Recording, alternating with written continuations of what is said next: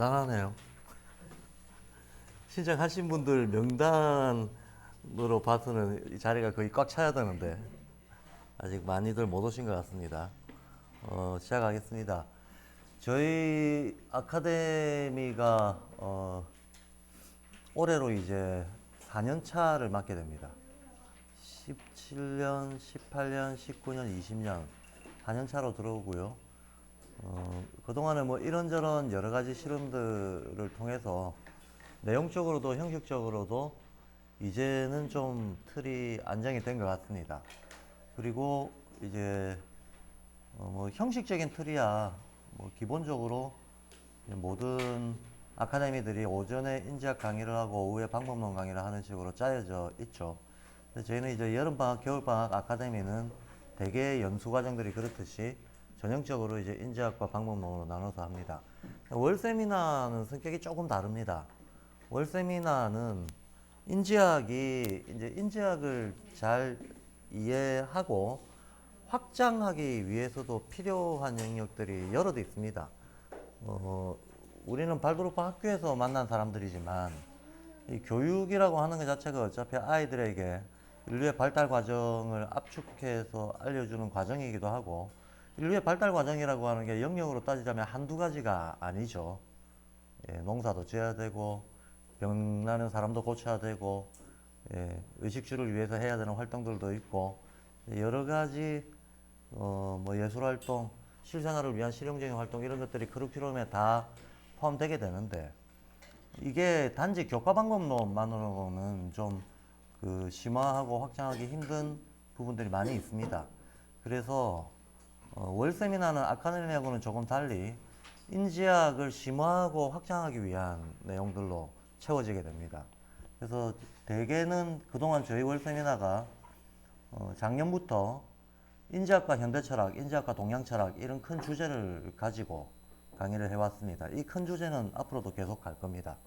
그리고 오후에는 전형적인 교과 방법론 수업 외에도 아이들과의 대화법이라든가 그다음에 교사가 아이들의 심리 상태나 건강 상태를 파악하는 기본적인 어떤 요령과 원칙이라든가 이래 실질적으로 일상 학교 생활에서 계속 이제 자주 요구되고 쓰이는 필요한 부분까지 좀 영역을 넓혀서 다루려고 합니다.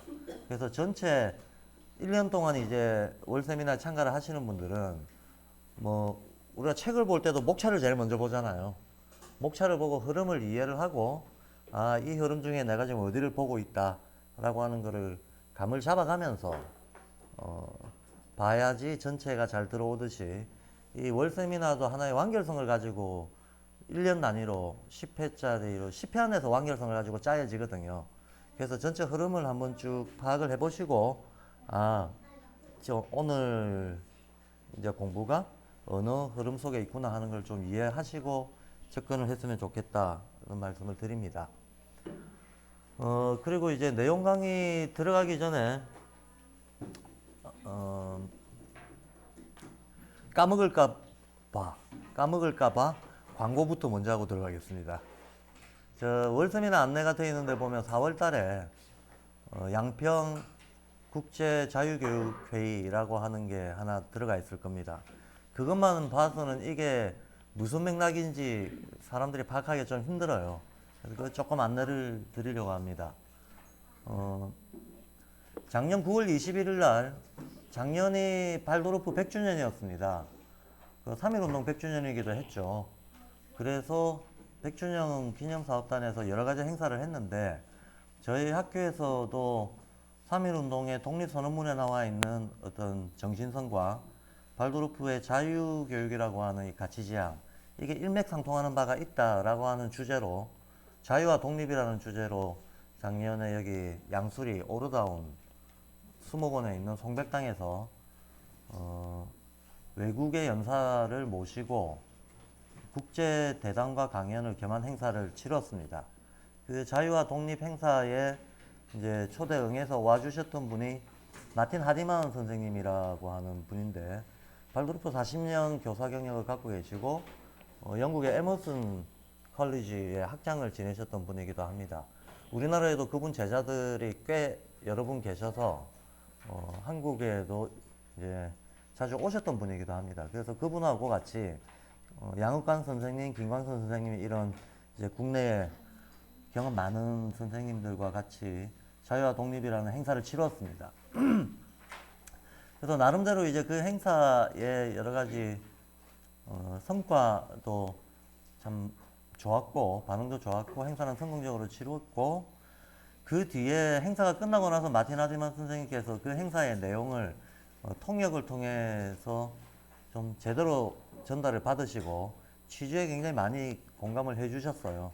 그러니까 지금 양평자유학교가 추구하고 있는 어떤 교육 내용의 현지화라든가 그 다음에 동양학과 인지학의 통융합으로 인지학을 조금 더 풍부하게 만들 수 있는 내용적인 방향이라든가 이런 부분에 대해서 국제적으로 필요한 내용이고 한국 사회에서 이런 활동이 일어나는 것에 대해서 성원하고 같이 교류를 하고 싶다는 의사를 적극적으로 좀 밝혀주셨어요. 그래서 금년 4월달하고 10월달에 단발 행사가 아니고 정기적인 교류를 갖자는 의미에서 이제 정기적인 국제 세미나죠. 예. 교육 아젠다를 가지고 논적인 것도 있고 활동적인 것도 있을 텐데 서로 발표하고 교류하고 결과물을 남기고 보급하고 하는 활동을 할 수 있는 이제 국제 세미나를 정기적으로 개최하자라고 하는 논의를 주고 받게 됐습니다. 그래서 그 첫 번째 시작이 금년 4월 25일 날 있는 그 자리가 됩니다. 근데 이름을 양평국제 자유교육회의라고 적었습니다. 양평 인터내셔널 프리 에듀케이션 컨퍼런스 줄여서 이팩입니다. 이팩 좀 있어 보이잖아요. 아펙처럼. 그래서 발음하기 좀 쉽게 그리고 발도르프라고 하는 말을 넣을까 말까 잠시 고민을 했었는데 조금 더 많은 어떤 대학 교육의 의지를 가진 분들이 좀 편안하게 참석하는 게 좋겠다고 생각을 했고 또 농업이나 의료나 이런 부분으로도 우리가 마땅히 내용을 확장해서 교류를 해야 되기 때문에 발도르프를 넣었을 때 이게 좀 좁아지는 느낌이 있어서 그냥 프리 에듀케이션이라고 하면 그 속에 충분히 발도르프의 가치가 들어가니까 양평 인터내셔널 프리 에듀케이션 컨퍼런스라고 이름을 붙였습니다. 그래서 그 이펙회의를 금년에는 4월달, 10월달에 할 거고요. 이제 저희같이 조그만 미니 학교에서 이런 큰 행사를 치러내려면 애가 많이 쓰입니다. 특히 인력과 비용이 당연히 많이 들죠. 그래서 저는 마땅하다고 생각해서 이 지역 군청에 이런 행사를 할 테니 군하고 같이 해서 좀 협력해서 이제 국민이 같이 지역의 행사로 만드는 그림으로 지원을 해달라 하고 요청을 해둔 상태입니다. 지원을 받을지 안 받을지는 아직 모릅니다. 3월달에 아마 결정이 되겠죠. 그렇게 해서 이제 군의 행사와 같이 갈 수 있게 된다고 하면 이 행사가 굉장히 좀 안정감을 가지고 자리 잡을 수 있는 우리나라에서는 어쨌든 처음으로 한국인이 주도하고 세계에 관심 있는 많은 교육 활동가들 또 석학들이 와서 어떤 우리에게 필요한 내용을 이렇게 교류하는 그런 자리가 될 거라고 기대를 하고 있습니다. 그래서 4월달 행사는 저희 이 월세미나하고는 별개입니다. 별개로 있는 거라서 미리 이제 알려드리는 거고 군의 지원을 좀 받게 된다 그러면 참석하시는 분들은 아마 참가비가 공짜가 되지 않을까 예, 기대하고 있습니다.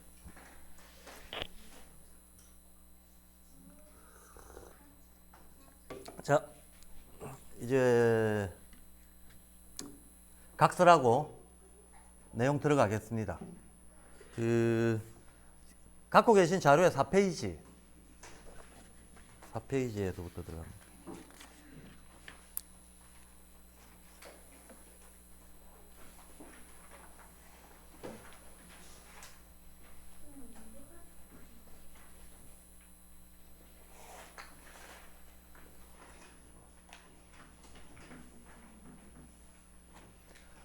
먼저 이 유기이론론이라고 하는 개념이 익숙지 않은 분들도 꽤 여러 분 계실 것 같아서 유기이론론이라고 하는 개념 설명을 좀 하고 들어가겠습니다.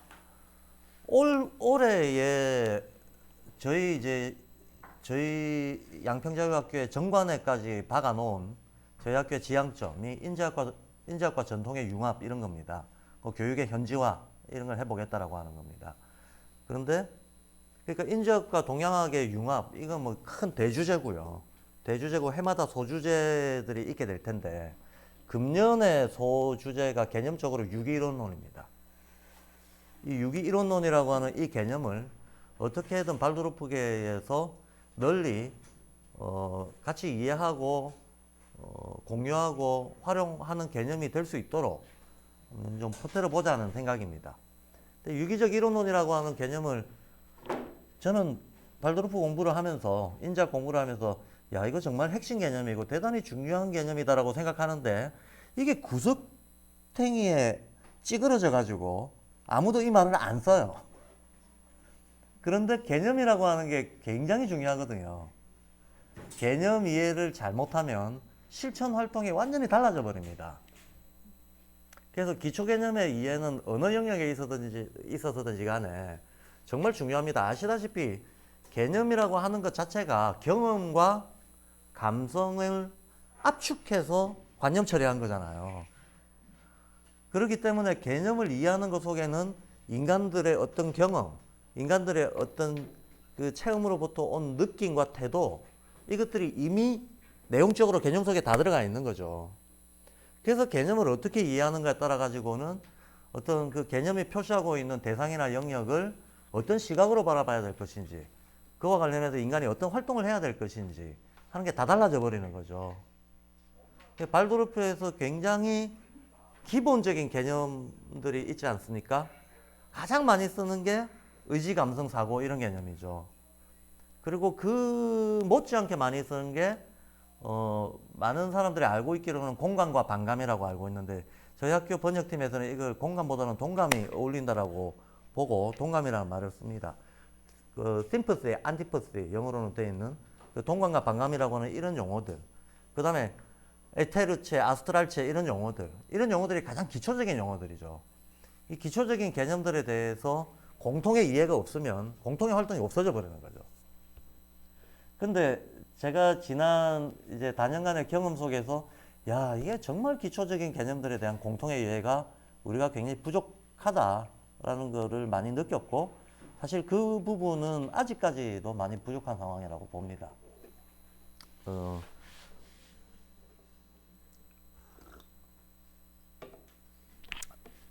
뭐 그중에 이제 딱 하나만 그냥 제 강의를 오래 들으셨던 분들은 지겹겠지만 딱 하나만 예를 들고 지나가자면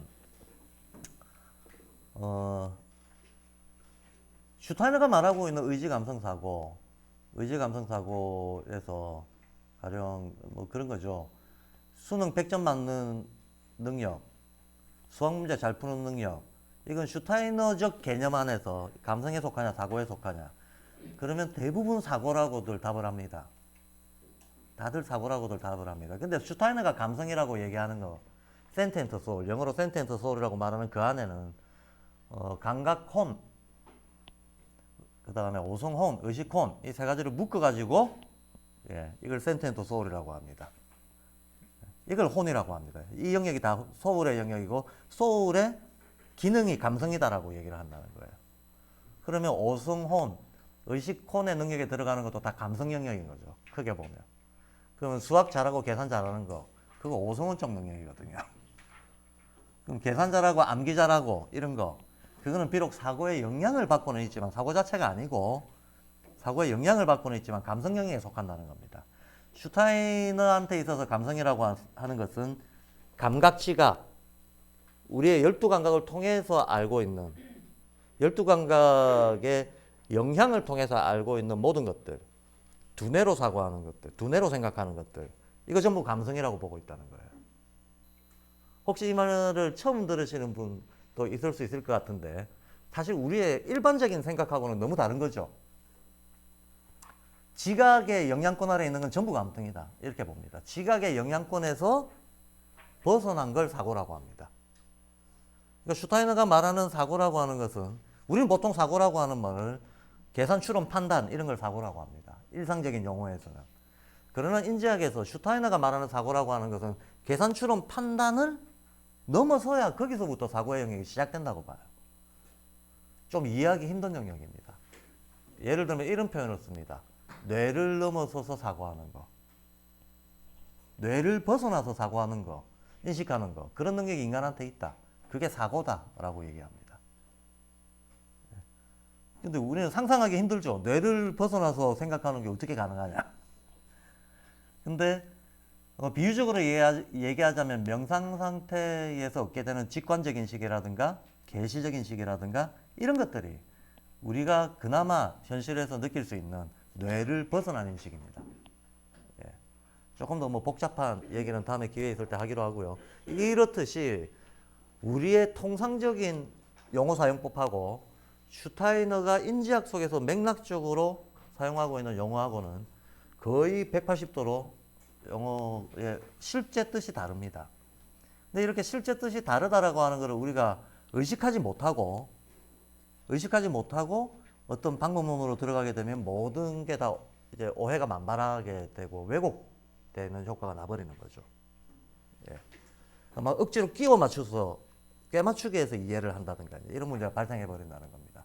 그래서 그런 게 기본 어떤 개념들에서도 아직도 이제 한국 사회에서 좀 재정립이 되고 공유가 되어야 될 것들이 많이 있지만 이제 새로운 개념으로 금년 올해 통틀어서 가장 중요하게 좀 새롭게 부각시킬 개념으로 유기 이론론이라고 하는 개념을 전략적으로 이제 다시 좀 중요 개념으로 제시하겠다라고 말씀드리는 겁니다. 그럼 왜 이 유기 이론론이라고 하는 개념이 중요한가 좀 말씀을 드리자면 우선은 유기적이라는 말은 생명체 같은 구성을 갖고 있는 걸 유기체라고 얘기를 하죠. 그래서 굉장히 다양한 부분들이 서로 상호 의존하면서 뗄래야 뗄 수 없게 긴밀하게 상호 순환하고 소통하면서 하나의 단위를 이루고 있는 이런 걸 유기체라고 하죠. 유기체라고 하죠. 그리고 이론론이라고 하는 것도 예, 같이 움직인다는 뜻이잖아요. 같은 어떤 원리적인 범주 안에서 함께 공진화한다라고 하는 뜻이죠. 그럼 유기적 이론론이 직접적으로 의미하는 것은 인간과 자연과 우주 예, 이런 단위들이 사실은 같은 원리로 같이 움직인다는 뜻입니다. 그러니까 우주에서 일어난 일이 자연에서 재현이 되고 자연에서 일어난 일이 인간의 심신에서 재현이 된다는 얘기예요. 시간적으로 보자면 과거에 있었던 일이 현재 재현이 된다는 겁니다. 발도르프에서 이 어떤 원리의 재현이라고 하는 게 대단히 중요하죠. 우리가 아이들의 발달 과정, 7년 주기설 이런 거를 얘기할 때 그 근거가 어디서 오느냐, 발도르프 커리큘럼의 근거가 어디서 오느냐 이런 문제들을 다룰 때 실은 이 재현이라고 하는 부분 왜 아이들이 7년 단위로 변화가 오면 그 7년 단위의 변화에서 이제 몸과 마음이 바뀌어 나가는 단계가 왜 그렇게 설정이 돼 있느냐라고 하는 거는 사실 인류 발달을 한 개체가 성장 과정에서 재현하고 있다는 전제가 없으면 설명이 안 되는 거죠. 예. 그래서 원리의 재현이라고 하는 게 공간적으로도 큰 단위와 작은 단위가 원리를 공유하면서 서로 상호 재현하고 있다라고 하는 이 내용, 시간적으로도 마찬가지로 개체 발생이 계통 발생을 반복하고 있다라고 하는 이 원칙적인 이해가 대단히 중요한 이해다라는 겁니다. 일단 이걸 유기이론론이라고 할 수 있습니다. 근데 이 유기이론론이라고 하는 이 시각은 문명사적으로 역사적으로 보자면 아주 특별하고 새롭고 신선하고 센세이션한 시각이 전혀 아닙니다. 오히려 아주 전통적이고 정근대적이고 고루하고 역사적으로 보면 옛날 사고방식이에요. 옛날 사고방식이다. 서양에서도 이 유기이론론적인 세계관이 연금술사들은 말할 것도 없고 1000년 전, 2000년 전 그대로 가면 갈수록 유기이론론적인 세계관이 확실했습니다. 동양에서는 근대화가 서양보다도 늦었잖아요. 예, 시차는 있지만 아무리 길게 잡아봤자 아편전쟁 이후라고 봐야 되는데 뭐 여러 가지 근대화될 수 있는 가능성, 잠재력 이런 것들은 그 전에 발달 과정에서 있었다 하더라도 우리가 지금 알고 있는 서구화로서의 근대화를 우리가 받아들이게 된 것은 아편전쟁의 이유라고 봐야 되는데 아무리 길게 잡아도 200년입니다. 이 200년 동안의 세월 사이에 우리가 서양의 어떤 그 과학주의, 합리주의, 유물론 이런 것들을 받아들이게 됐는데 이걸 받아들이기 직전까지도 이걸 받아들이고 난 뒤로도 습관적으로 한국 사회, 이 동양 사회에서는 유기적 이론론을 자기 자신도 모르게 부지불식간에 아직도 그 흔적이 많이 남아있고 아직도 그 흔적이 유기이론론적인 관점의 흔적이 많이 남아있고 공식적으로도 유교까지 조선왕조까지 공식적으로 다 세계관 자체가 그러니까 제도권의 공식 세계관이 유기이론론적인 성격을 띠고 있었다는 거예요. 그렇기 때문에 유기이론이라고 하는 이 관점은 결코 새로운 관점이 아니다라는 겁니다. 결코 새로운 관점이 아니고 오히려 전통적인 관점이다. 그것은 동양서양에서 다 마찬가지다. 정근대 사회에서는 어디서나 있던 관점이다. 그런데 오늘날에는 우리가 근대화가 된지 서구 기준으로는 르네상스 이후부터 잡고 우리 기준으로는 아편전쟁 이후부터 잡는다 하더라도 한 1, 2세기, 길게는 4, 5세기 정도 지나갔는데 이 모든 사람들이 그렇잖아요. 깨구리 올챙이죠 모른다고 자기가 처해 있는 현재를 기준으로 역사를 막 역투사하잖아요. 옛날에도 이랬을 거다라는 가정아래 생각한다는 거예요. 옛날엔 전혀 이렇지 않았는데 심지어는 우리는 10만 년 전, 20만 년 전, 100만 년 전을 상상할 때에도 그때도 인류가 있었겠지? 라고 할 때 그때 인류도 우리처럼 오장육부와 팔다리를 가지고 있을 거라고 생각해요. 그래서 우리는 습관적으로 현재의 생활, 현재의 인간을 척도로 삼아서 모든 것을 투사하려고 한다. 근데 거기에 맹점이 많다는 겁니다. 맹점이 많다. 그래서 우선 이 유기이론론이라는 개념은 인류사에서는 오히려 굉장히 보편성을 가지고 많은 문명 지역에서 자연스럽게 발달해온 관점이었는데 근대사에 들어오면서 근대 어떤 유물론적 과학주의, 합리주의에 의해서 세계관적인 충돌을 일으키면서 얘가 제도권에서 물러나게 되면서 그러고 나서 근대사회가 자리를 잡는 과정에서 교육을 통해서 가르치고 배울 때 유기이론적 관점을 싹 빼버리는 거죠.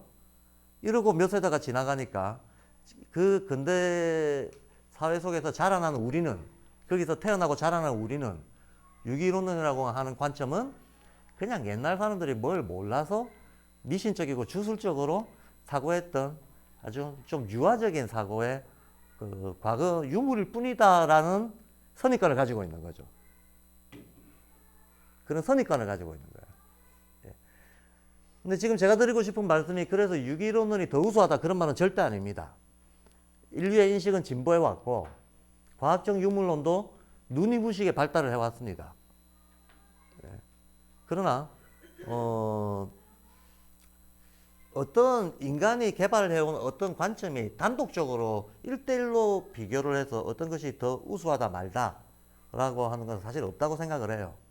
그러니까 유기이론론이 훨씬 더 그 우수성을 발휘하는 영역이 있고 거꾸로 아주 세분화된 유물론적 과학주의가 기능적으로 더 우수성을 발휘하는 영역이 있을 뿐이라는 거예요.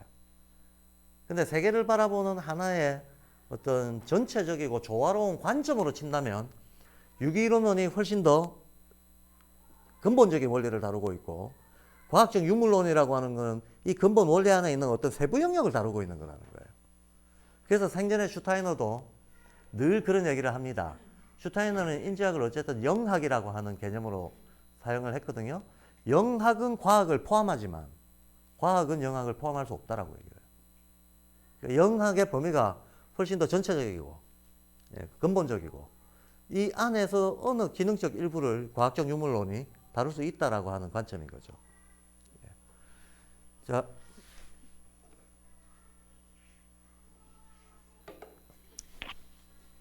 그래서 유기이론론은 역사적으로는 이제 오히려 더 오래된 관점이었는데 이제 근대사에서 배제가 됐다는 말씀을 드린 거고 근대사에서 배제가 됐는데 이것이 배제되는 과정에서 이제 이런 어떤 관점이 배제되어서는 안 된다라는 것을 사상사적으로 강하게 내세웠던 몇몇의 대철학자들이 있었습니다만 이 칸트나 뉴턴류의 도도한 흐름 속에 밀려가지고 그냥 뭐 말하자면 패배한 거죠. 철학적인 패배. 이 철학적인 패배자임에도 불구하고 근대사에서 여전히 다른 의미로 우뚝 서 있는 대표적인 사상가가 괴테부터 시작합니다. 그래서 지금 독일에 있는 발도르프의 본산도 괴테 안움이잖아요. 아시다시피 슈타이너가 괴테를 대단히 존경했죠. 그리고 자기의 사유의 뿌리가 괴테라고 여러 군데에서 얘기를 합니다. 괴테로부터 뭔가를 배운 겁니다. 그런데 사실 슈타이너의 어떤 인지학적인 내용들은 괴테하고 똑같다고는 할 수 없어요. 당연히 괴테에서 어느 부분을 발전시킨 겁니다. 그럼에도 불구하고 슈타이너는 죽을 때까지도 자기의 정신적 스승으로서 괴테를 내세웠을 정도로 괴테를 존경했습니다. 슈타이너도 물론 하늘에서 갑자기 뚝 떨어진 사상가가 아니기 때문에 많은 그 현대의 대철학자들, 사상가들한테 영향을 받게 되는데 뭐 그 영향을 받는다는 것은 다 받아들였다는 게 아니고 어떤 것은 비판하고 수용하면서 선별적으로 자기 걸로 만들어내고 더 진화시키고 하는 과정들이 있게 되는데 칸트, 쇼펜하우어, 니체 이런 철학자들의 영향을 많이 받았습니다. 슈타이너가. 근데 압도적으로 괴테를 내세우고 있는 이유는 괴테한테서 기본 관점을 배웠다고 생각하는 거예요. 세부적인 어떤 지식의 문제가 아니고 기본 관점을 배웠다. 그 기본 관점이 바로 유기이론론이라고 하는 이 관점을 배웠다는 겁니다. 그럼 괴테가 유기이론론이라고 하는 것을 전형적으로 보여준 괴테의 어떤 그 성과물들이 있을 거 아닙니까? 그래서 슈타이너가 말하고 있는 유기이론론, 슈타이너는 유기이론론이라고 하는 이 용어를 자유의 철학 7장에서 쓰고 있습니다. 자유의 철학 7장에서 그 3장과 4장에 걸쳐서도 내용적으로는 비슷한 얘기를 괴테를 소개하면서 하고 있어요. 기존의 서구의 이론론들이 세 가지 형태가 있는데 소위 이론론이라고 하는 것들이 세 가지 형태가 있는데 기본적으로 이원론은 다 틀렸고 이 이분법적인 접근들은 다 그냥 기능적이고 실용적인 차원일 뿐이지 근본 원리가 될 수가 없고 이론론이 될 수밖에 없는데 세계 근본 원리를 탐색을 하려면 이 기존의 이론론들이 몇 가지 유형이 있다, 모델이 있다. 근데 이 모델들이 다 쉽게 말하면 슈타이너가 보기에는 문제가 있다, 근본적으로.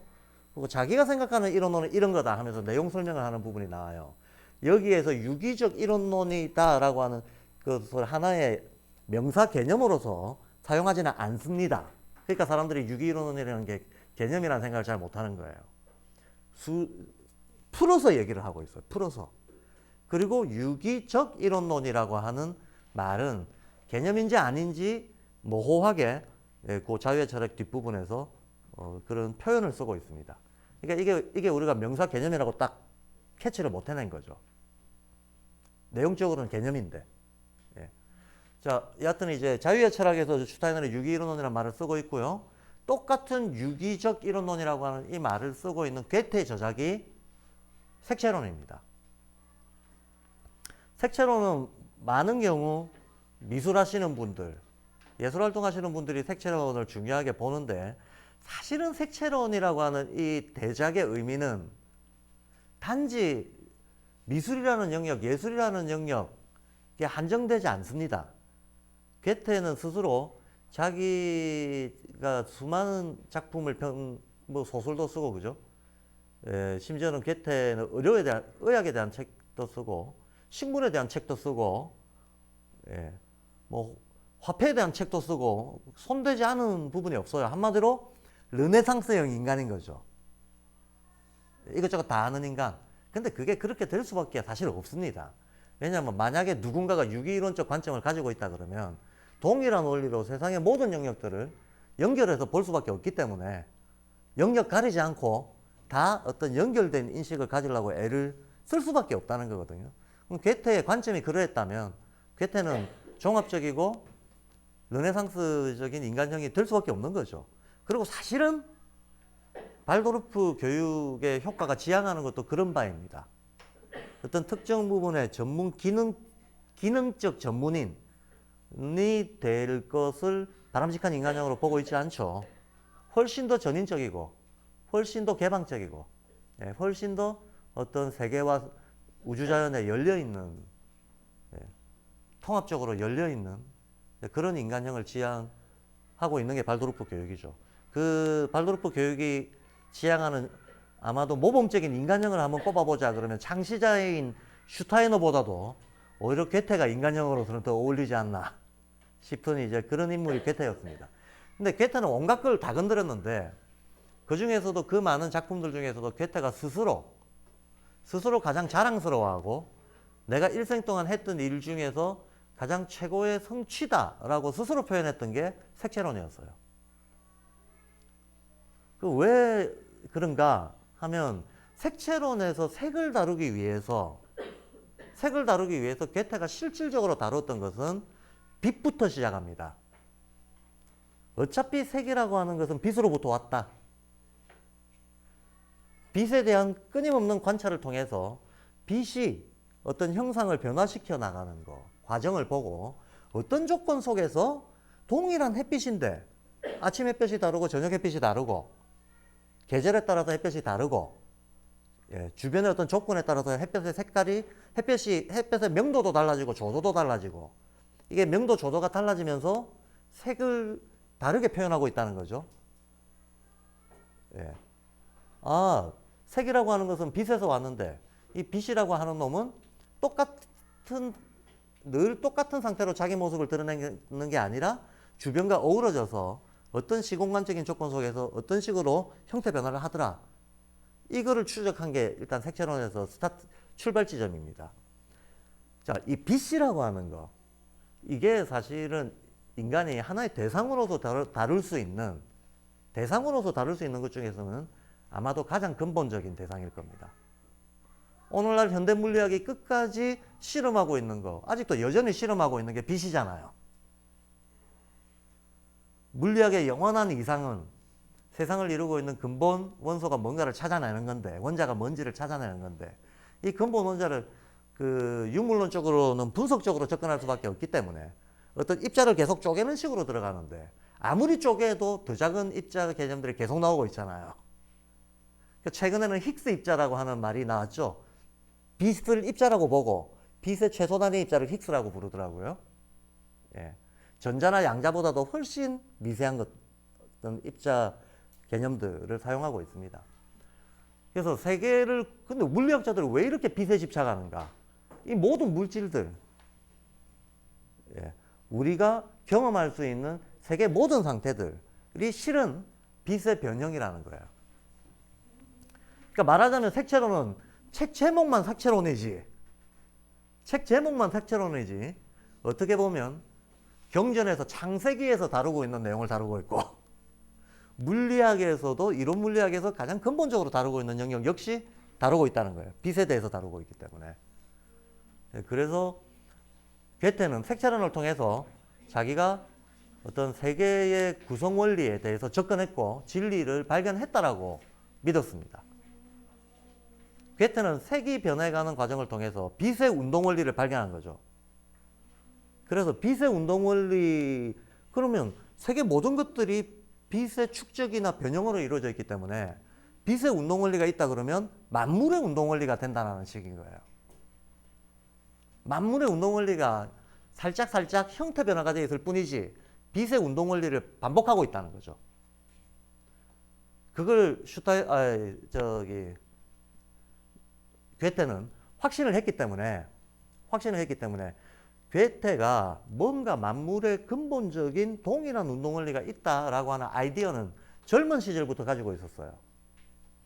신과 인간의 관계에 적용되는 원리가 인간과 자연의 관계에도 적용되고, 자연 안에 동물 식물의 관계, 식물 광물의 관계에도 적용되고, 고체액체 기체의 관계에도 적용되고 다 적용된다 라는 어렴풋한 아이디어를 가지고 있었습니다만, 괴테실로 논쟁이 끝나기 전까지도 괴테가 이걸 증명을 못했어요.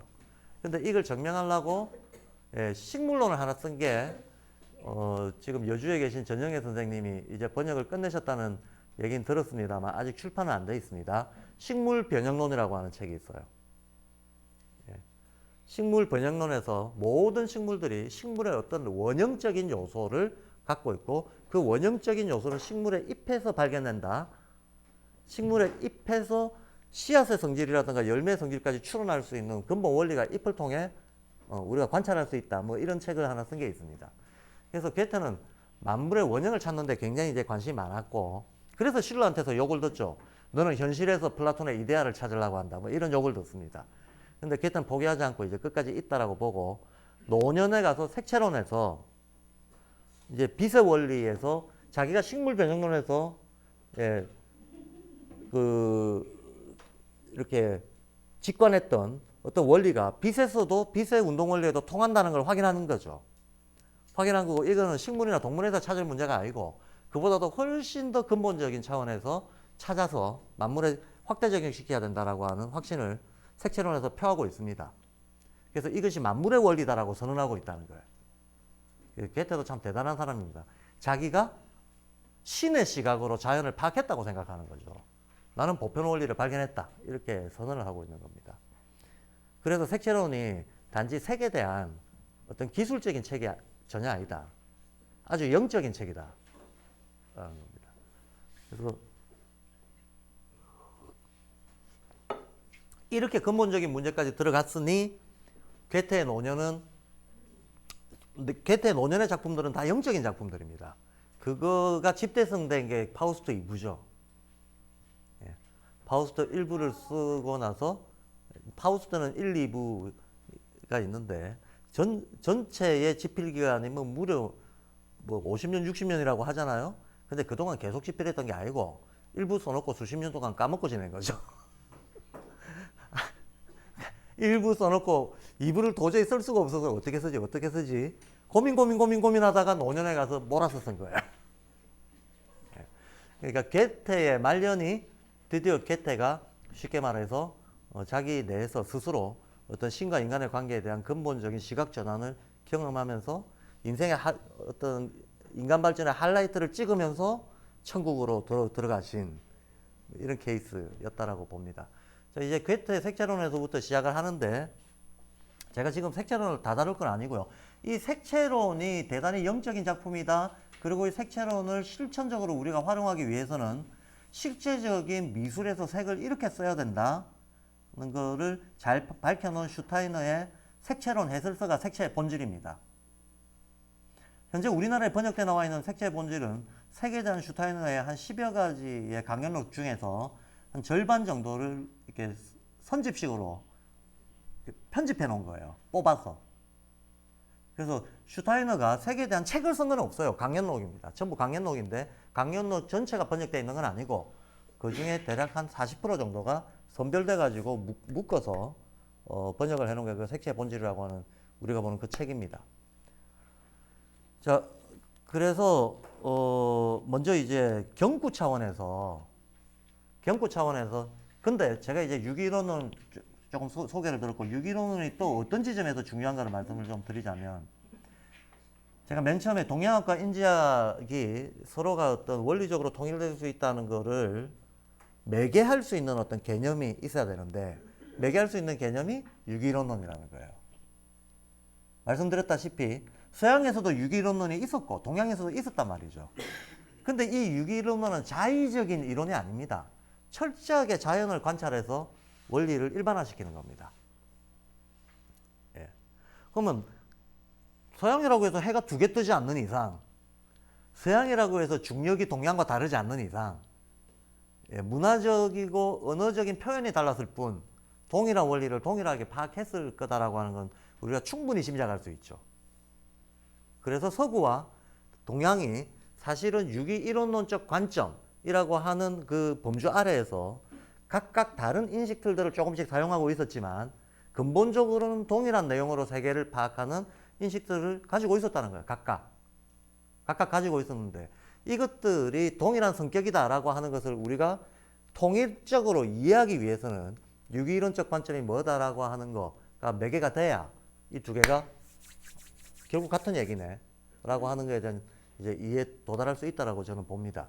그래서 유기이론이라고 하는 개념이 그토록 중요한 거고, 이 유기이론이라고 하는 이 관점이 인지학의 근본 관점이다라고 하는 것들이 상호 인정이 된다면 서구인들도 동양의 어떤 옛 지혜들에 대해 가지고 새로운 눈으로 아주 열린 마음으로 대거 받아들일 수 있다라고 봅니다.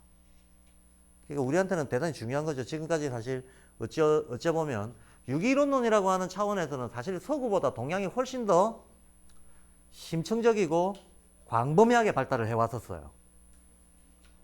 그래서 이 유기이론론의 현대적인 모델을 만들어내는 데 있어서 동양이 굉장히 좋은 자산들을 많이 가지고 있는데도 불구하고 인지학 자체가 유기이론론적인 모델이다라고 하는 생각에 미치지를 않으니까 이 있는 자산들을, 이 문화적 자산들을 활용을 못하는 거죠. 그래서 이게 유기이론론적으로 서로 동일 원리다라고 하는 것만 인정이 되면 우리는 이 역사적이고 문화적인 옛 지혜들을 퍼올려서 현대의 어떤 서구적인 내용들과 함께 결합시켜서 더 발전시킬 수 있는 길이 열린다라고 저는 믿습니다. 그래서 유기이론론이라는 개념이 그토록 중요하다.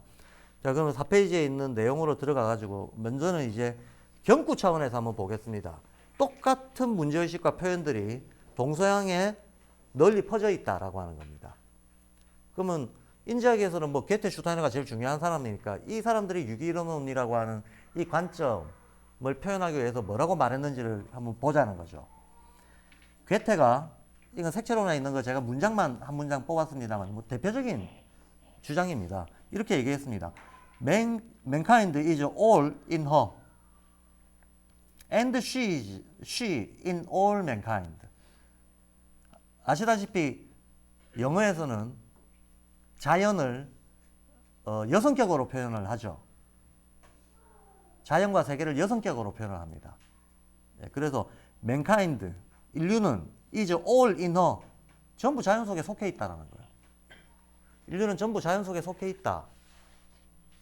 당연한 얘기인 것 같지만 이거 우리 심각하게 받아들여야 됩니다. 우리가 자연 속에 속해 있다면 우리는 우리 안에서도 자연의 원리를 재현하고 있다는 걸 인정해야 되잖아요. 그런데 사실은 과학적, 유물론적, 합리적 사고방식은 인간과 자연이 근본적으로 다르다 해서 출발하거든요. 근데 만약에 우리가 전부 자연에 속해 있는 게 맞다면 다를 수 없다 해서 출발을 해야 돼요. 우리가 자연의 원리와 다른 바가 있을 수가 없다라는 거에서 출발을 해야 되는데 지금 근대 유물론은 그렇지 않습니다. 그래서 이게 심각한 문장입니다. And she in all mankind. 금방 했던 얘기죠. 우리가 자연에 속해 있다면 자연도 우리 안에 다 속해 있는 거다. 우리 안에서 우리 마음이 굴러가는 거, 나한테 어떤 슬프고 기쁘고 혹은 어떤 예민하고 감각적이고 느껴지는 이 모든 것들이 실은 자연 현상 속에도 동일한 것들이 있고 그게 내 안에서 재현되는 거다 라는 생각을 가질 수 있어야 된다는 거예요. 그래서 자, 바로 이거 자연과 인간이 원형적으로 사실은 동일체다 라고 하는 이 원리로부터 슈타이너가 자유의 철학에서 인간의 인식에는 한계가 근본적으로 없다라는 결론을 이끌어냅니다. 한계가 있을 수가 없다라고 해요. 왜 한계가 있을 수가 없는가 하면 인간 자체가 자기 안에서 자연과 우주를 재현하고 있기 때문에, 동일체이기 때문에. 근데 인간은 바깥에 대해서 자꾸 어떤 것들을 대상을 밖에 놓고 밖에 대상이 있다고 생각하고 관찰하려고 해가지고 이걸 대상화, 도구적으로 대상화시켜서 생각을 하게 되면 이해를 못하지만 자기 안은 들여다볼 수 있다는 거예요. 자기 생각이 어떻게 굴러가는지, 자기의 감각이 어떻게 굴러가는지 이거 인간 파악할 수 있다는 거예요. 그래서 자기 안을 파악할 수 있는데 이렇게 자기 안을 파악할 수 있으면 원리적으로 안하고 밖이 같은 거기 때문에 다 파악할 수 있다는 말이 된다라고 하는 거거든요. 그래서 인식에 한계가 없다고 자유의 철학에서 선언을 하게 됩니다. 자, 게테는 이렇게 말했고 슈타이너가 이제 저 금방 했던 게 이제 자유의 철학 밑에 영어로 되어 있는 거. 제가 발음이 성문종합판이라서 조금 딱딱하시겠지만 우리 다 보니까 연식이 비슷한 분들이 많네요. 이해해 주시리라 믿습니다. 그래서 그냥 경상도 발음으로 하겠습니다. We can find nature outside of us. 우리가 우리 바깥에서 자연을 발견할 수 있다라는 거죠. Only if, 뭐뭐 할 때만. 해석도 꼭 이런 식으로 하죠, 정말. We have first learned to know her within us. 우리가 우리 안에서 먼저 자연을 배웠을 때에만 그걸 조건으로 바깥의 자연을 발견할 수 있다. 그 말 아닙니까? 그렇죠? 그러니까 우주와 자연이 내 안에도 있고 내 밖에도 있는데, 우주와 자연이 내 안에도 있고 내 밖에도 있는데, 내가 어떤 근본적인 알을 가지는 것은 바깥의 대상을 알아서 아는 게 아니고 먼저 내 안에 있는 자연을 알았을 때만 이걸 바탕으로 해서 바깥을 이해할 수 있다는 겁니다. 이 순서는 되게 중요합니다. 왜냐하면 근대 유물론은 바깥의 대상을 분석적으로 해보면 알 수 있다고 생각하거든. 지금 게테나 슈타이너는 그 반대로 얘기하고 있는 거예요. 그런 식으로는 알 수 없고 안을 먼저 알아야, 안에서 돌아가는 걸 알아야 이걸 기준으로 바깥에 있는 것들을 이해할 수 있다라고 얘기해요. 자, 게테와 슈타이너는 이렇게 얘기를 했는데 동양 쪽에서 보면 이와 똑같은 얘기가 무려 3000년 전에 나옵니다. 내용적으로 이와 똑같은 문제의식이 담겨 있는 어떤 경전들이 무려 3000년 전에도 있었다. 여기 보면 이제 계사전이라고 하는 게 공자님께서 주역의 경문을 해설하기 위해서 쓴 5권의 해설서가 있는데 이것을 상하로 나누어서 주역 10익이라고 합니다. 그 주역 10익 중에서 제일 먼저 이제 일종의 개론서에 해당하는 거를 계사전이라고 합니다. 주역 10익의 5권에는 계사전, 설계전, 서계전, 작계전, 역전 이런 것들이 있는데 그 중에서 총론서에 해당하는 게 계사전입니다. 이 계사전 상하 중에 하에 보면 지금 4페이지에 있는 요 문장이 나옵니다. 고제 포이시지 왕 천하야에 옛날에 포희시가 왕노릇하고 있던 당시에 앙적 관상어 천하고 부적 관법 어지하며 관조 수지문과 관여 지의하며 뭐 이게 무슨 안관천문 부찰질이라는 얘긴데요. 안관천문 부찰질이 얘기를 하는데 이렇게 눈을 들어서 멀리 하늘의 별들을 관찰했다. 거시적으로. 이걸 안관천문이라고 합니다. 허리를 굽혀서 땅의 어떤 땅의 지리를 현미경 바라보듯이 미시적으로 관찰했다. 이걸 부찰질이라고 합니다.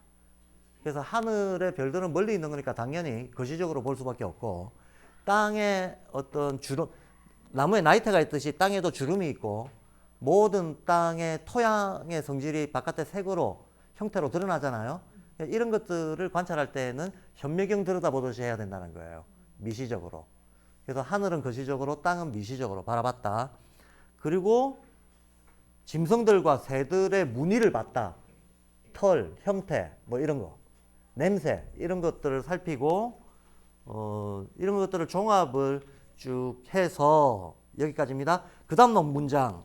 그 다음 문장이 근취재신하고 원취재물하야 시의 시작 팔괴하야 라고 나옵니다. 근취재신하고 원취재물. 바로 이 말이 이제 제가 게테나 슈타이너가 했던 얘기하고 똑같다는 표현입니다. 근취재신은 가까이에서는 자기 몸에서 취한다 라는 뜻입니다. 멀리 나가더라도 주변의 대상에서 취한다 라는 뜻입니다. 한마디로 근취재신은 자기 안에서 구한다는 거예요. 뭔가를. 자기 안에서 알을 구한다는 겁니다. 그런 다음 나아가서 멀리 나아가서는 주변의 대상에서 알을 구한다는 겁니다.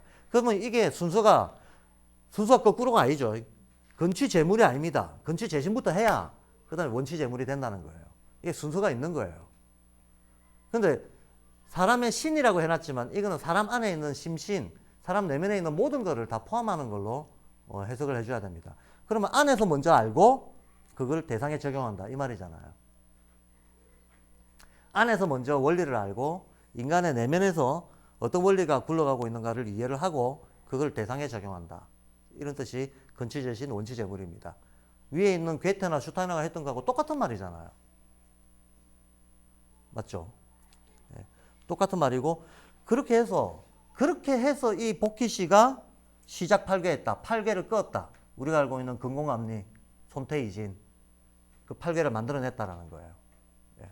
그럼 팔괴가 뜻하는 것은 인간의 안에서 구현되고 있는 원리, 동시에 밖에서 구현되고 있는 원리를 일반화할 수 있는 가장 근본 부호다. 이게 괴의 성격인 거죠. 그래서 원리적으로는 슈타이너가 인지학으로 하고 있는 모든 주장을, 주역을 좀 아는 사람은 괴로 표현할 수 있어요. 에테르체, 괴로 표현할 수 있다는 거예요. 예. 아스트랄체도 괴로 표현할 수 있고. 그럼 에테르와 자아체가 만나가지고 일으키는 화학적인 결합 효과, 괴로 표현할 수 있다는 거예요. 그럼 색깔도 괴로 표현할 수 있고. 예. 어떤 원소 단위들의 물리화학적인 결합도 괴로 표현할 수 있고, 괴로 표현할 수 없는 거 없다는 거야. 왜냐하면 괴의 기본적인 성격이 바로 이러하기 때문에. 안관천만 부철들의 결과를 근치제시는 원치제물 해가지고 그걸 표현할 수 있는 표현 부호를 찾아낸 거기 때문에 괴로 표현할 수 없는 건 원리적으로 없는 거죠. 이해되시죠? 갑자기 막 괴 공부하고 싶은 의욕이 들어야 되는데.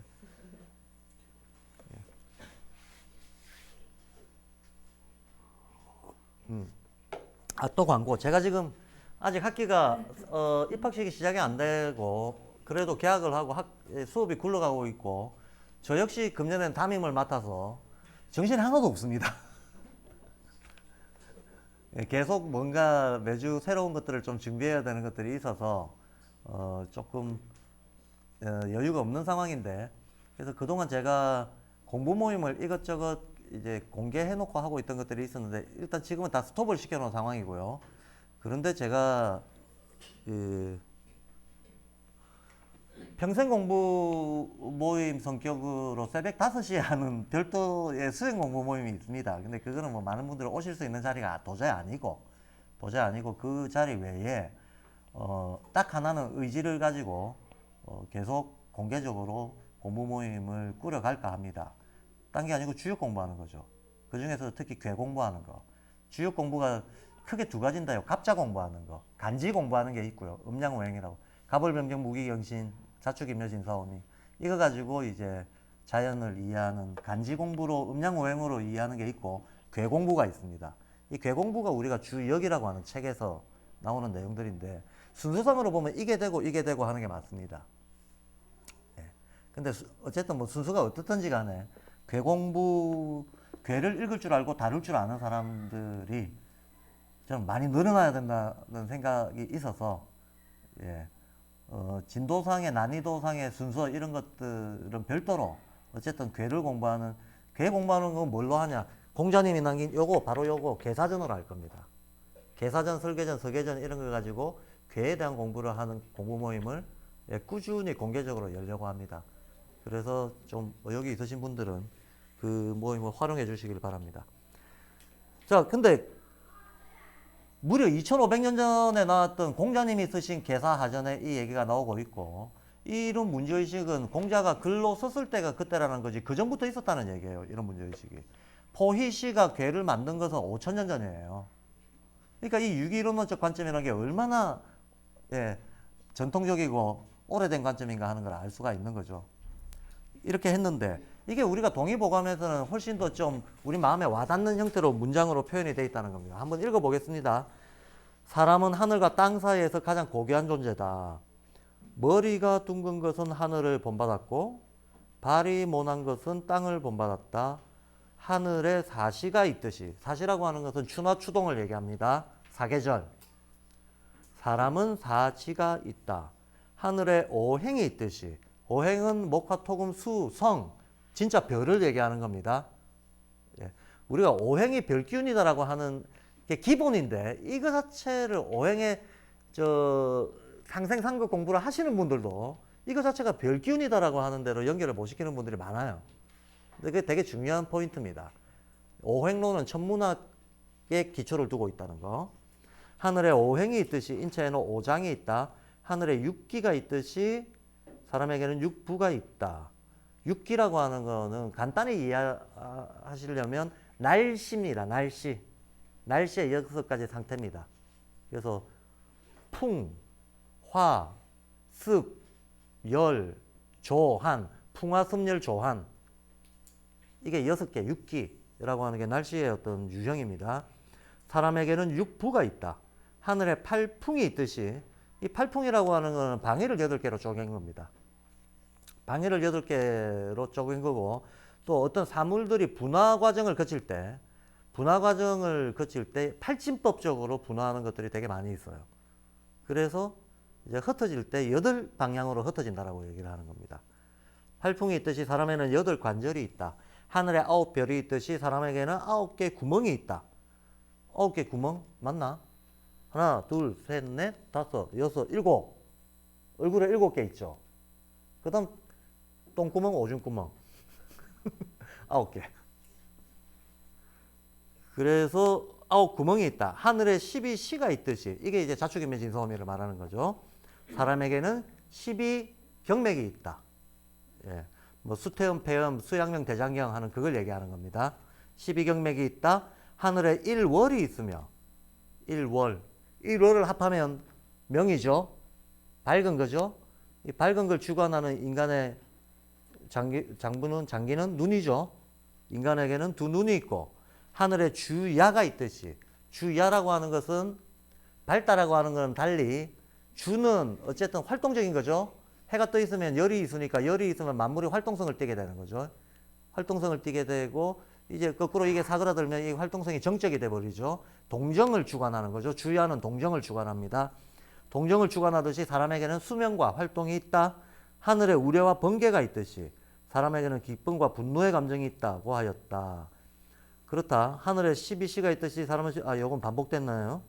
경락에 근데 이 경락에는 365개 경혈점이 있고 이 경혈점이라고 하는 것은 기가 모이는 곳입니다. 이 숫자들의 대응을 잘 보시라는 거예요. 자연에 유형화되어 있는 운동 패턴들, 수로 표현할 수 있는 운동 패턴들이 있는데 자연에서 우리가 숫자로 파악할 수 있는 그 운동 패턴들이 우리 인체의 질서 속에도 그대로 다 들어와 있다는 거예요. 예. 이게 억지로 꿰맞춘 게 아니라는 겁니다. 억지로 꿰맞춘 게 아니라는 겁니다. 만약에 지구 환경이 근본적으로 변하는 어떤 시기가 온다 그러면, 그렇다면 지구 환경이 근본적으로 변하는 어떤 시기가 온다 그러면 인간의 장부도 모양도 다 바뀌겠네요. 그렇죠? 이게 맞다면 빙하기의 인간하고 화산 폭발이 일상인 시대의 인간하고 모양이 같았을까요? 달랐을까요? 이런 문제입니다. 근데 우리는 아까 제가 처음 말했듯이 현재 우리를 기준으로 자꾸 역투사해가지고 생각한다는 거예요. 공룡들하고 어떻게 살았지? 공룡들하고 살았던 인간은 우리 같은 인간이 아니고 헐크였어요. 예, 그러니까 공룡들하고 친구 먹고 지낼 수가 있었던 거죠. 헐크가 살았어요. 그리고 저 천사들이 있던 시절에는 인간들도 날아다녔어요.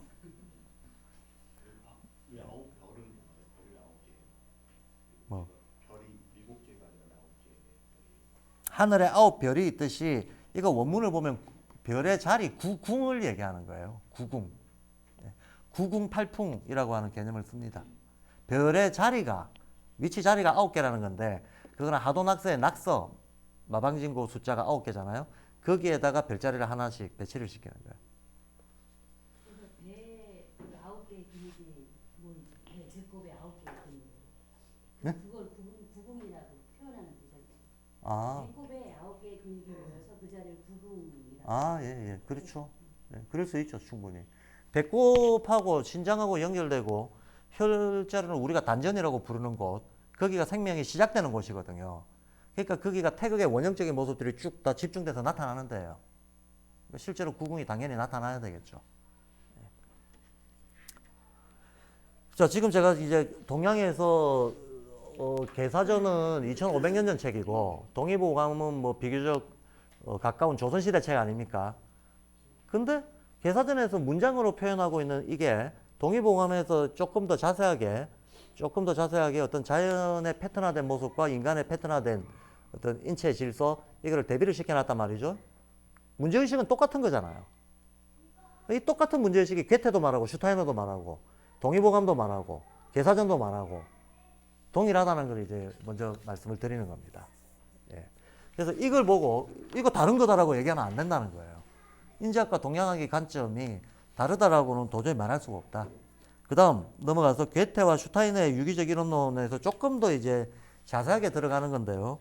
제가 사실 괴테, 칸트, 니체 요 셋을 연결해 가지고 이런 내용으로 유기 이론론을 설명했습니다 하는 거를 조금 자세히 말씀을 드리고 싶은데 요 우리 월셈이나 요 뒷부분에도 또 철학을 다루는 부분이 있어요. 그래서 자세한 부분은 거기서 다루기로 하겠습니다. 아니면 오늘 한꺼번에 다루기에 양이 너무 많아요. 양이 너무 많아서 필요한 부분만 간단하게 언급을 하고 자세한 내용은 다시 현대철학 할 때 다루기로 하겠습니다. 근데 우선은 어쨌든 인지학에서 가장 중요한 두 사람, 게테와 슈타이너. 게테와 슈타이너의 유기론론적인 성격을 조금 더 자세하게 보자. 자세하게 보면 이렇게 됩니다. 먼저 게테가 색채론에서 내가 만물의 운동 원리를 발견했다라고 했을 때 그 만물의 운동 원리를 몇 가지 원칙으로 문장으로 제시를 했거든요.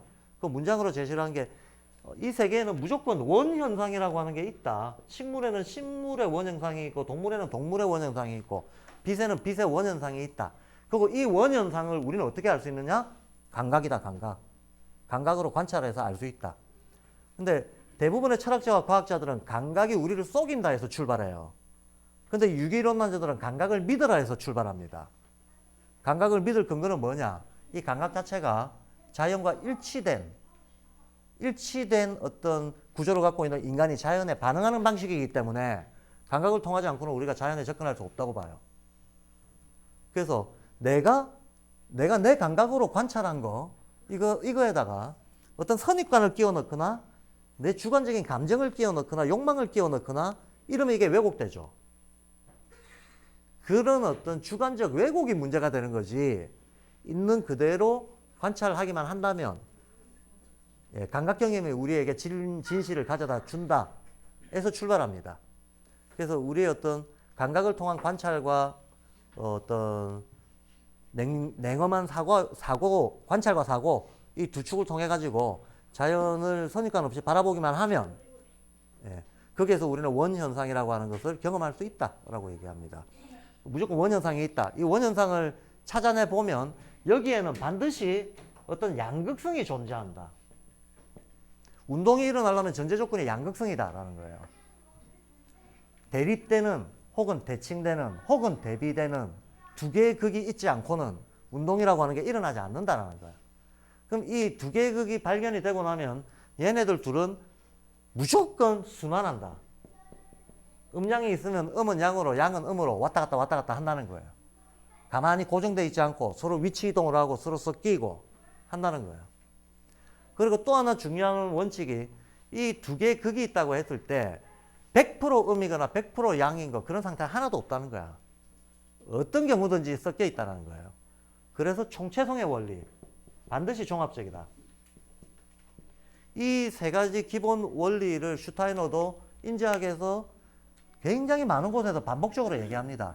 인간의 머리는 상대적으로 머리다. 머리, 가슴, 사지가 머릿속에서 다 발견된다. 이런 얘기 하죠. 인간의 의지는 상대적으로 의지다. 의지 속에 사실은 모문영적인 요소, 의지, 감성, 사고적인 요소 다 들어가 있다. 라고 얘기합니다. 예. 그래서 각각의 부위를 우리가 크게 구별할 수는 있지만 기본적으로 총체적으로 모든 요소들이 같이 움직이고 있다는 것을 늘 생각해야 돼요. 동양의 음양오행에서도 이렇게 봅니다. 이렇게 보기 때문에 목화 토금수로 우리가 나누지만 실제 어떤 기운이라고 하는 측면에서는 근데 존재 자체가 그럴 수밖에 없어. 예를 들면 부처님이 말씀하시잖아요. 저것이 있으니까 이것이 있다. 이것의 존재 조건 자체가 저것의 영향과 함께 있는 거거든.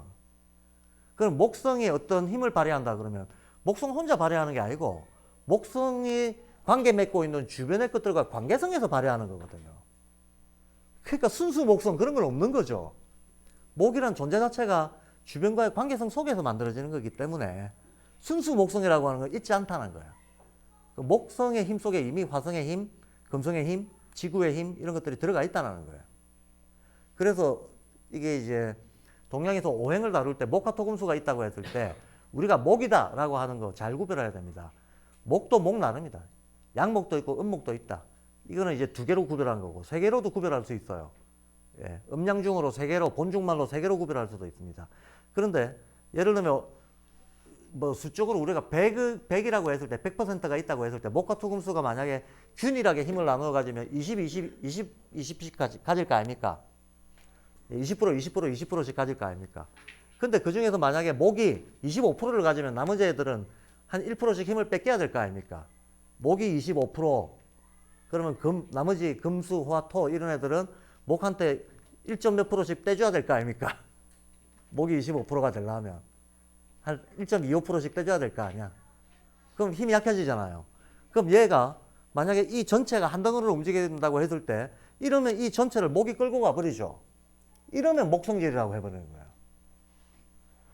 이러면 목성질이라고 합니다. 그러면 이론적으로 보면 21점부터 99점까지 목이잖아요. 21점만 돼도 아무리 미세하다 하더라도 일단 목이 우세를 잡았잖아. 그럼 그 상태에서는 쭉 가면 계속 경향적으로 목이 세질 수밖에 없는 거죠. 목 방향으로 가버리는 거죠. 21점짜리 목도 있고 99점짜리 목도 있다는 거야. 만약에 정수 단위로 하자면 95점짜리, 96점짜리 목이 있겠죠. 최고점이. 이게 다 목이라는 거예요. 이걸 표현할 때, 개념적으로 표현할 때 이거 다 25점부터 95점까지 다 목이라고 표현한다는 거야. 근데 우리가 1점 단위로 쪼개가지고는 이렇게 세부적으로 쪼개가지고 실용을 하는 데는 불편함이 있고, 그러니까 이거를 음량으로 쪼개든지 본중말 3개로 쪼개든지 보통 3개로 쪼개가지고 실용적으로 쓴다는 거예요. 그래서 목도 목 나름이지 똑같은 목이 아니다.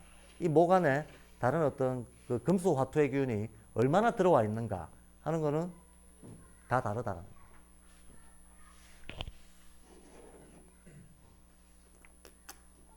슈타이너도 그와 같은 얘기를 보편인지학에서 굉장히 많은 곳에서 합니다. 그래서 괴테가 어쨌든 이것이 만물의 운동 원리다라고 제시를 했습니다. 이게 색채론에서 제시했던 겁니다.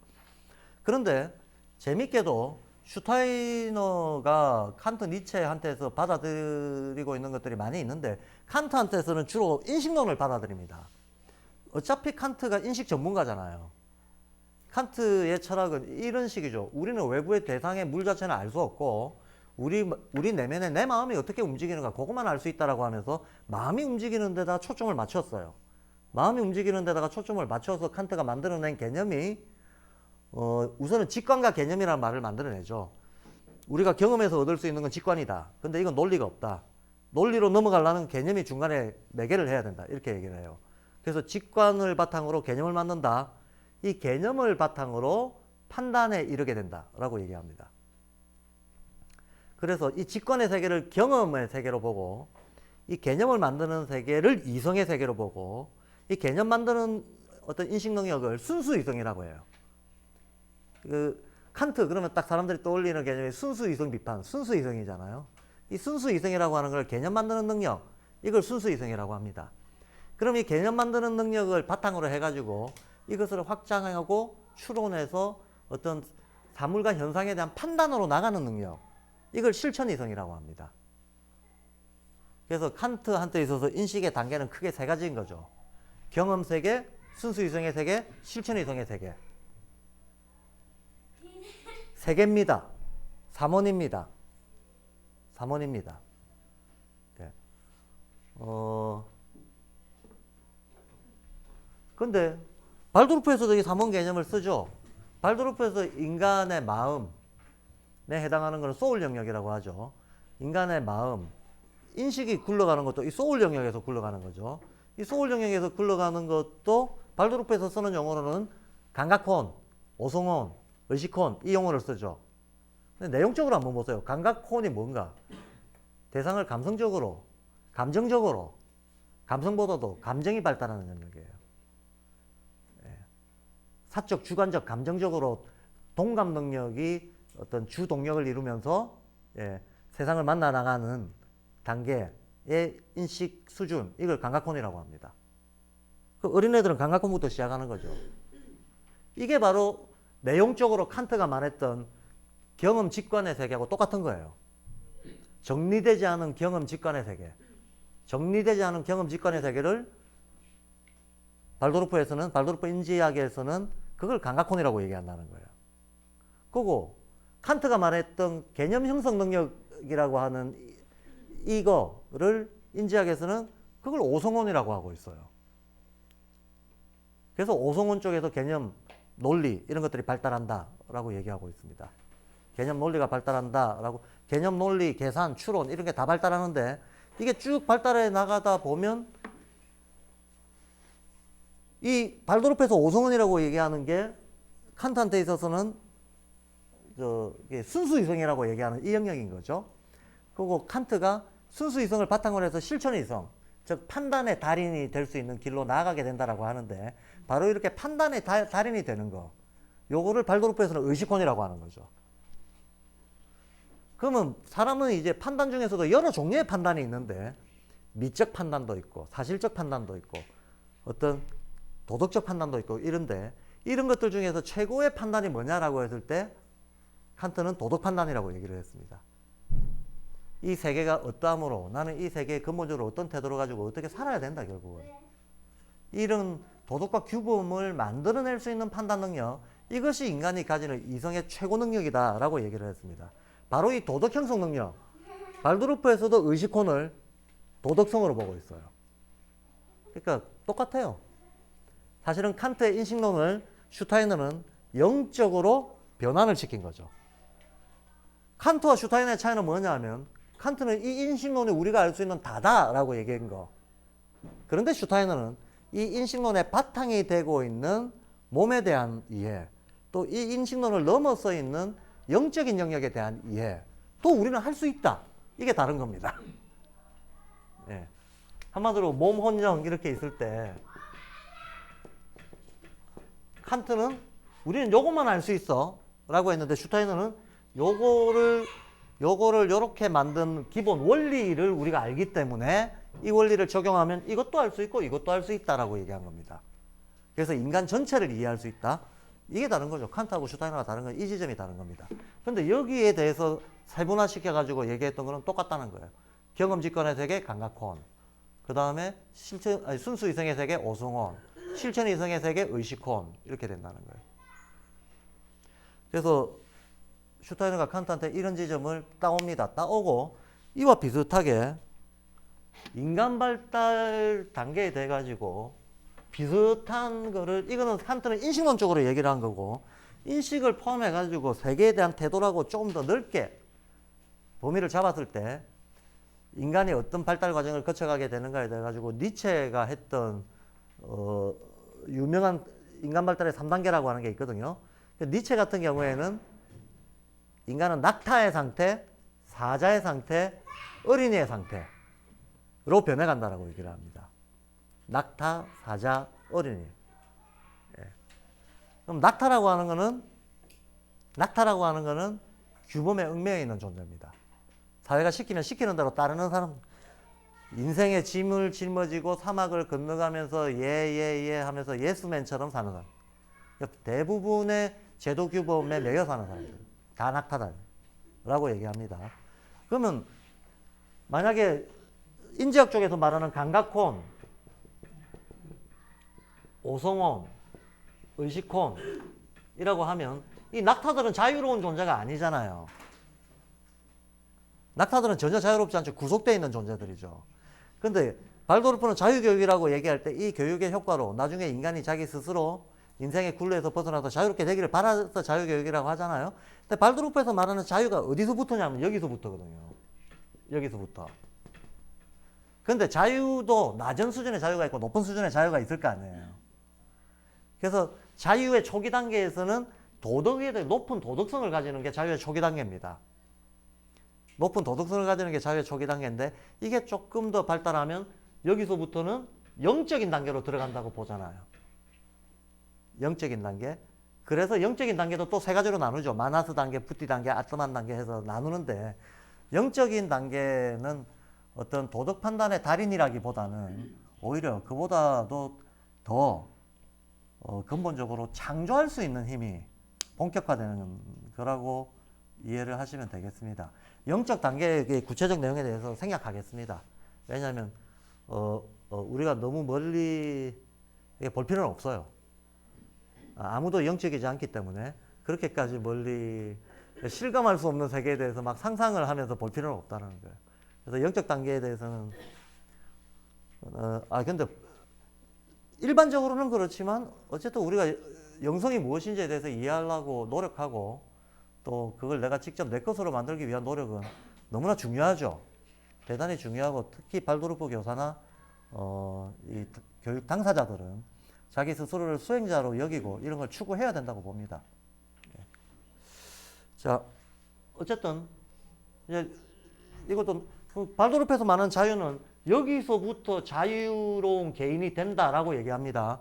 그러면 니체하고 섞어서 얘기하자면 니체가 말하는 도덕규범과 은면이 있다면 이들이죠. 이들이 낙타죠. 이들이 낙타인 거예요. 이들이 낙타고 나는 세상의 도덕규범이라고 하는 기준을 아무 비판의식 없이 받아들이는 그런 싫고 내 나름대로의 기준을 내가 만들어서 살래. 칸트가 말했던 자기 입법적 존재의 조금 더 능동적인 형태. 칸트의 자기 입법적 존재라고 하는 것은 사실은 의무관념이 짙게 끼어 있기 때문에 그렇게 능동적이지 않아요. 좀 수동성을 띠고 있습니다. 그런데 인지학에서는 자유를 강조하잖아요. 도덕 기준을 자기 스스로 창출할 수 있어야 된다. 모든 권위와 모방에서 벗어나서 권위와 모방에서 벗어난다는 거 어려운 겁니다. 근데 벗어나서 자기 삶의 도덕 기준을 자기가 만들어낼 수 있어야 된다라고 얘기하는데 만들어내다 보면 세상과 부닥치겠죠. 당연히 세상과 부닥치겠죠.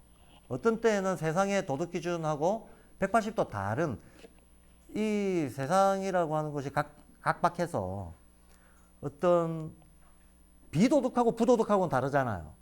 반도덕하고도 다르잖아요. 반이라고 하는 게 가장 적극적이죠. 반정부 세력. 이건 적극적으로 활동해야 되는 겁니다. 그러나 비동의하면 투표 안 하면 돼요, 그냥. 이거는 정도가 다른 거죠. 근데 사람들은 보통 비라고 봐야 될 것을 불이나 반이라고 보는 경우가 많아요. 확 나가버리는 거죠. 대안학교는 불법인가요? 비법인가요? 발도르프 학교는 불법인가요? 비법인가요? 사실은 법의 영역 바깥에 있을 뿐이지 법의 취지에 어긋나는 게 아닙니다.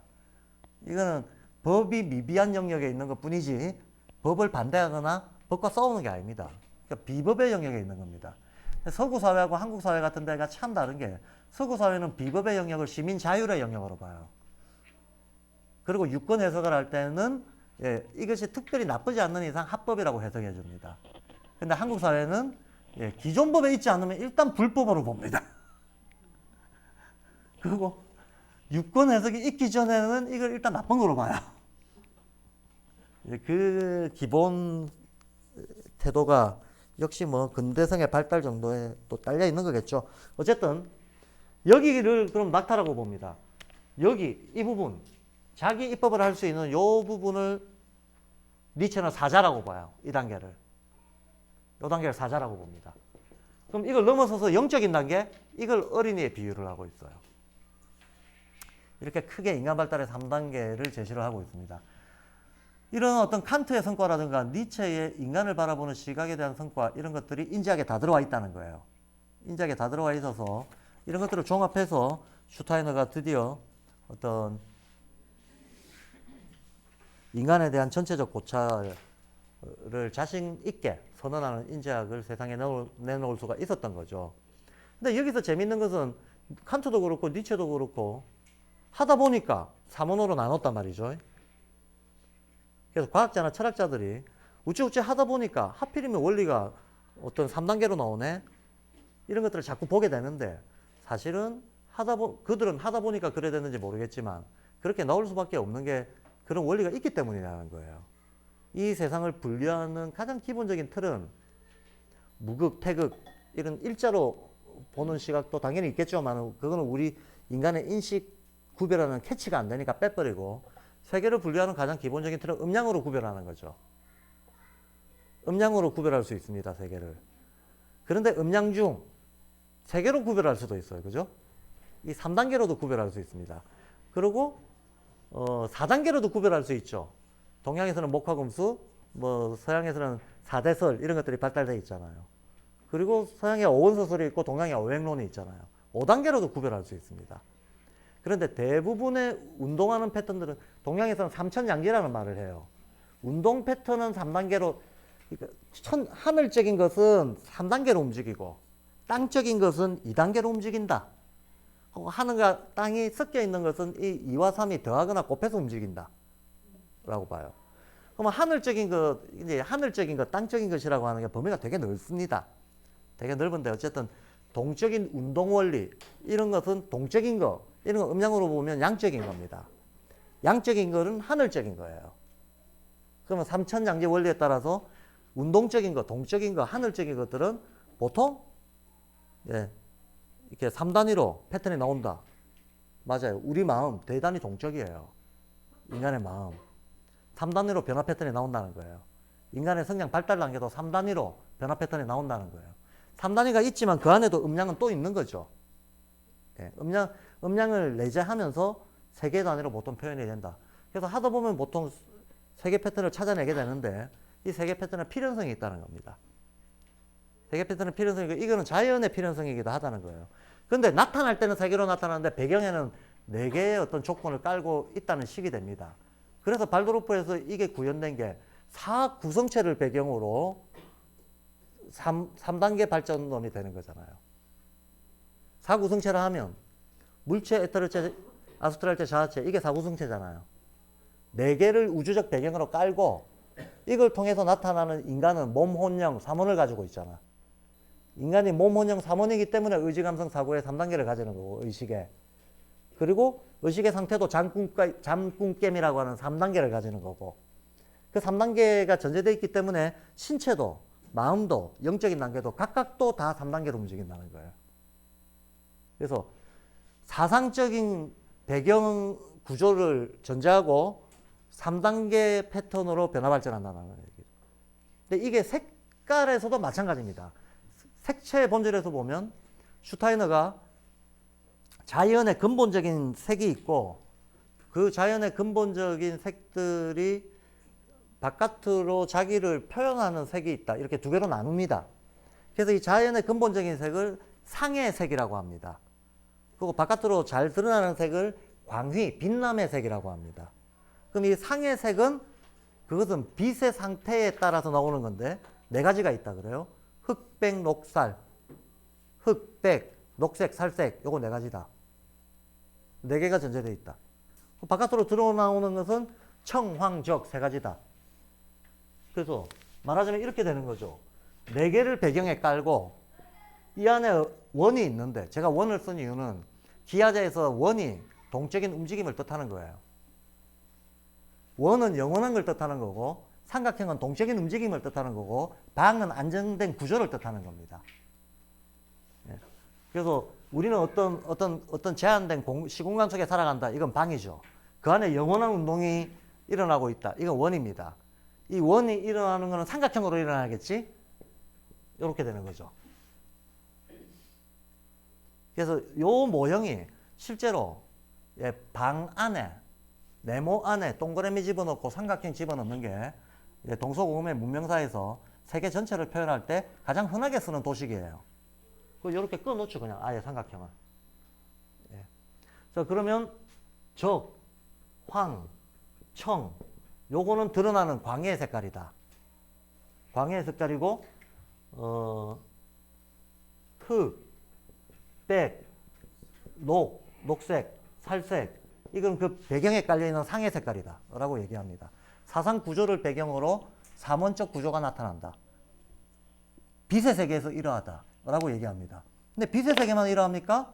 이 논리를 인지하기 위해서는 인간의 구조에다 그대로 적용을 했다는 거예요. 얘기가 조금 번져나갔습니다만 이런 식으로 슈타이너가 괴테를 받아들이고 칸트와 니체를 받아들이면서 어떤 괴테가 얘기했던 일반 원리를 다른 철학들을 통해 가지고 이렇게 대조하면서 확인하는 작업들을 계속 해나갔다라는 얘기. 시간이 조금 오버했는데 쉬는 시간 10분 가지도록 하겠습니다. 쉬는 시간 10분 갖고 50분에 시작할게요. 그리고 질문지 뒤에 놓을 테니까